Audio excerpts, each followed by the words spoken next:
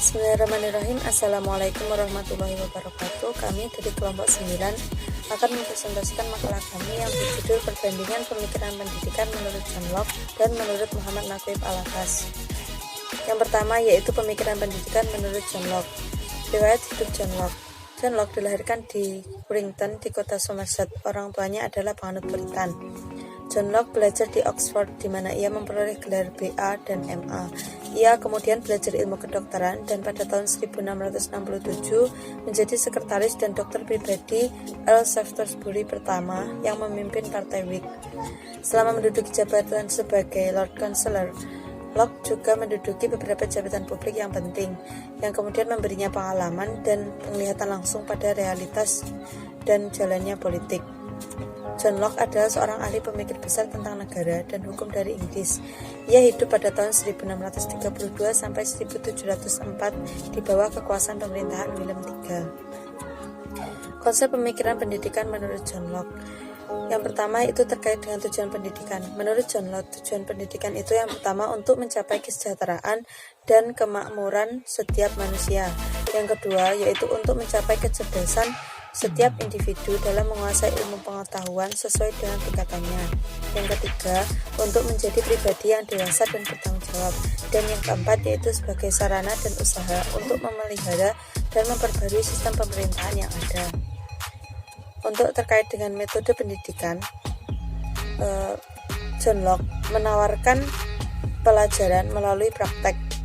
Hal ini dilakukan karena dengan praktek itu bisa membentuk pengalaman pada setiap individu, yang kemudian hal itu bisa menjadi sumber pengetahuan baginya. Selanjutnya yaitu kurikulum inti.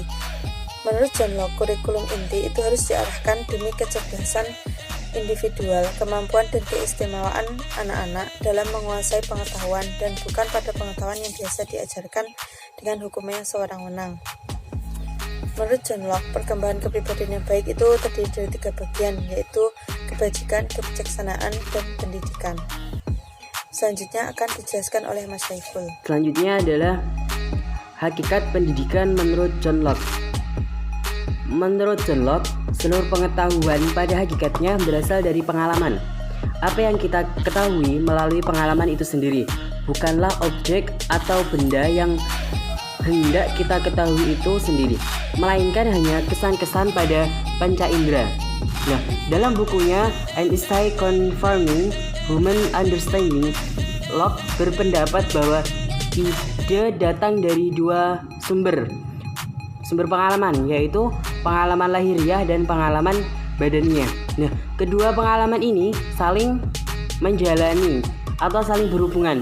Nah, John Locke itu melukiskan bahwa pemikiran sebagai sesuatu lembaran kosong yang menerima segalanya dari pengalaman itu sendiri. Nah, materi diperoleh secara pasif. Materi diperoleh secara pasif melalui panca indera dan dengan aktivitas pikiran. Nah, materi itu sendiri disusun menjadi suatu jaringan pengetahuan yang disebut sebagai reflection. Nah, materi-materi yang berada di luar kita itu menimbulkan di dalam diri kita yaitu gagasan-gagasan dari pengalaman lahiriah. Nah, oleh John Locke, gagasan-gagasan ini itu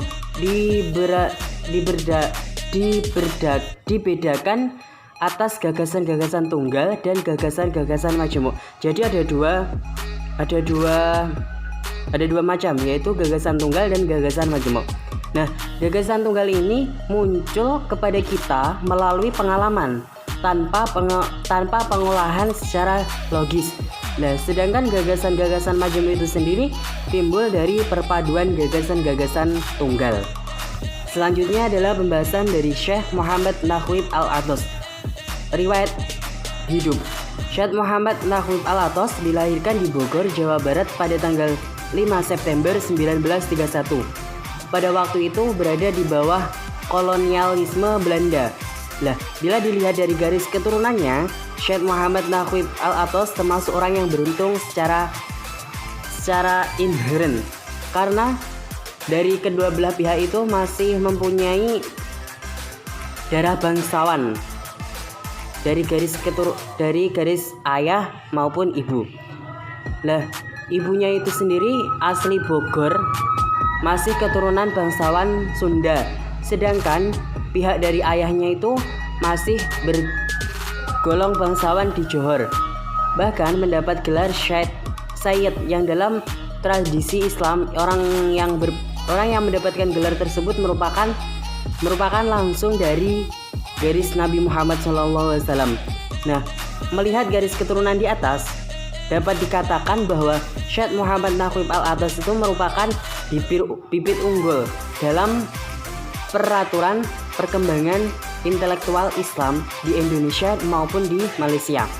Nah, faktor inheren keluarga Syekh Muhammad Ibnu Al-Atas, Syekh Muhammad Naqib Al-Atas inilah yang selanjutnya membentuk karakter dasar dalam dirinya. Bimbingan orang tua selama 5 tahun pertama itu merupakan penanaman sifat dasar bagi kelanjutan hidupnya. Orang tuanya yang sangat religius memberikan pendidikan dasar yang sangat kuat, sehingga Syekh Muhammad Naqib Al-Atas itu mempunyai pandangan akhlak yang baik. Nah, ketika berusia 5 tahun, Syekh Muhammad Naqib Al-Atas itu diajak orang tuanya migrasi ke Malaysia. Disitulah Syekh Muhammad Naqib Al-Atas dimasukkan ke pendidikan dasar Nihong Primary School sampai usia 10 tahun. Pokoknya bahasa Malaysia. Nah, melihat perkembangannya yang kurang menguntungkan, yakni ketika Jepang menguasai Malaysia, maka Syekh Muhammad Naqib Al-Atas dan keluarganya itu pindah lagi ke Indonesia. Nah, disinilah ia kemudian melanjutkan pendidikan di sekolah Urwah Al-Wusha yang dimana berada di Sukabumi, yaitu selama 5 tahun. Di tempat inilah Syekh Muhammad Naqib Al-Atas mendalami dan mendapatkan pemahaman tradisi Islam yang kuat, terutama torekot. Hal ini bisa dipahami karena saat itu di Sukabumi telah berkembangnya perkumpulan torekot Nashabandiyah. Nah, selanjutnya adalah Syekh Muhammad Naqib Al-Atas itu sendiri mengembangkan potensi dasarnya, yakni pada bidang intelektual. Untuk itu, Syekh Muhammad sempat masuk Universitas Malaya selama 2 tahun.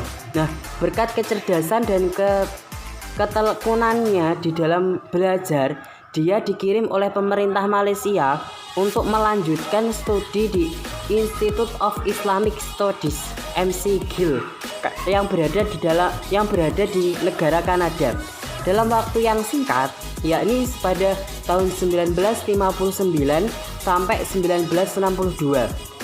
Nah, beliau berhasil menggendol atau bahasa lainnya adalah mendapatkan gelar master dengan mempertahankan tesis Ranery and the Wujkiyah of 17 tahun century Asyashda, melainkan murni dari upaya Islam itu sendiri. Jadi bukan dari Belanda itu, dari Indonesia, dari Islam itu sendiri. Nah, belum puas dengan penggambarannya intelektualnya, Syekh Muhammad Naqib Al-Atas kemudian melanjutkan studi School of Oriental and African Studies di Universitas London. Wah, ini jauh sekali ya. Dalam asumsi yang mengatakan bahwa pendidikan integritas antara realitas metafisis, kosmologis, dan psikologis. Nah, dari asumsi dasar inilah yang pada perkembangan selanjutnya dikembangkan oleh Syed Hussein Nasr, Usman Bakar, dan Syekh Muhammad Naqib Al-Atas. Dari ketiga tokoh tersebut memasuki tahapan pengabdian kepada Islam. Konsep pemikiran pendidikan menurut Muhammad Naqib Al-Atas. Al-Atas itu merupakan tokoh pengkaji sejarah, filsafat, teologi, kebudayaan. Nah, ia juga merupakan pengkaji pendidikan yang memiliki ide yang cemerlang. Menurutnya, kondisi objek dunia Islam kali ini itu sangatlah memperhatikan, sehingga beliau itu juga menggagas mengenai reformulasi pendidikan Islam. Yang pertama yaitu gagasan tentang manusia, yang kedua yaitu gagasan mengenai tarbiyah, taklim, dan takdib. Yang pertama, Al-Atos itu berpendapat bahwa manusia itu adalah binatang rasional. Rasional itu mengacu pada nalar yang menyatu dalam istilah akal. Nah, oleh karenanya, orang Muslim itu mendefinisikan manusia itu ada dua, yaitu sebagai al-hayawan an-natik. Yang kedua yaitu an-nut. Nah, natik dan nut itu adalah pembicaraan manusia yang diberi istilah binatang yang berbahasa. Nah, atau realisasi dan ekspektasi dari istilah akal. Yang kedua yaitu gagasan tentang tarbiyah, taklim, dan takdib. Yang pertama yaitu tentang tarbiyah. Istilah tarbiyah itu ada dua. Yang pertama yaitu berasal dari bahasa Inggris, dan yang kedua yaitu dari bahasa Arab. Nah, dari bahasa Inggris, tarbiyah itu diartikan sebagai education. Menurut Al-Atos yaitu mengembangkan dan menghasilkan. Terus yang kedua yaitu dari bahasa Arab. Nah, sedangkan dalam bahasa Arab ini dikenal dengan istilah medan sematik, yang mana medan itu yang mana medan pengertian terdapat diuraikan struktur konsep yang disimpulkan dengan sebuah kata dan istilah.